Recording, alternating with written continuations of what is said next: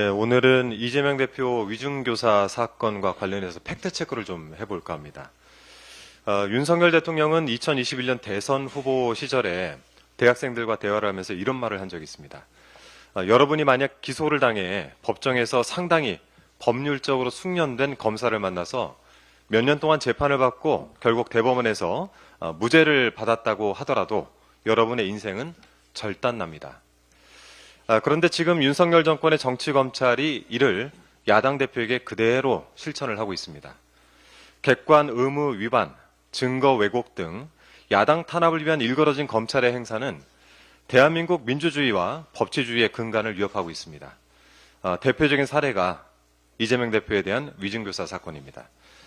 검찰은 이재명 대표가 2018년 12월과 2019년 1월 김진성 씨와 전화통화에서 약 17년 전 상황에 대해 허위의 진술을 교사했다라고 주장을 하면서 이재명 대표를 기소했습니다.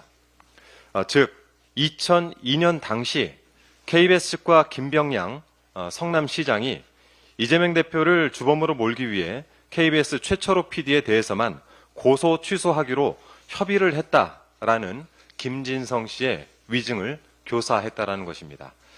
하지만 이를 정말 위중교사라고 할 수 있을지 지금부터 하나하나 좀 따져보겠습니다. 우선 이재명 대표는 통화 당시 위증을 교사하지 않았습니다. 즉 위증을 요구하지 않은 것입니다. 이재명 대표는 그냥 있는 대로 기억을 되살려서 안 본 건 얘기할 필요는 없다라는 취지의 발언을 12차례나 반복을 합니다. 전체 통화를 들어보면 허위 진술을 교사한 것으로 볼 수 없다는 점을 쉽게 확인할 수 있습니다. 그리고 이 사건은 법리적으로도 위증교사가 될 수 없습니다. 일단 2002년 당시 KBS 측과 김병양 성남시장이 고소 취소를 협의했다는 점은 이미 확인된 사실입니다. 고소 취소 협의 후에 약속까지 받았다는 2002년 최초로의 법정 증언이 있었고 또 고소 취소를 협의했다는 취지의 당시 KBS 관계자들 법정 증언이 이번 위중교사 사건에서도 있었습니다.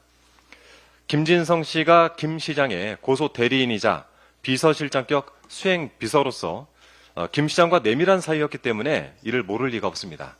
즉 허위의 진술이 아니므로 위중교사 역시 성립되지 않습니다. 또한 김진성 씨는 이재명 대표를 주범으로 몰기 위해서 라는 증언을 한 적이 없습니다. 이재명 대표가 그런 부탁을 한 적도 없거니와 또 설령 부탁을 했다 해도 이는 실패한 교사로서 위중교사죄가 성립될 여지가 없는 것입니다. 김진성 씨는 오히려 협의가 이재명 대표를 주범으로 몰기 위한 게 아니었다라는 취지로 증언을 합니다. 결국 김진성 씨는 이재명 대표가 원하는 것을 하나도 들어주지 않은 셈입니다. 그런데도 검찰은 중요 발언 내용을 누락하고 맥락을 왜곡해서 이재명 대표를 기소했습니다. 무조건 유죄라는 결론을 정해놓고 끼워 맞추기식으로 기소를 하다 보니까 공소장이 거짓 시나리오가 되어버린 것입니다. 최근 이재명 대표와 관련된 사건에서 검찰의 조작 정황이 하나둘씩 드러나고 있습니다.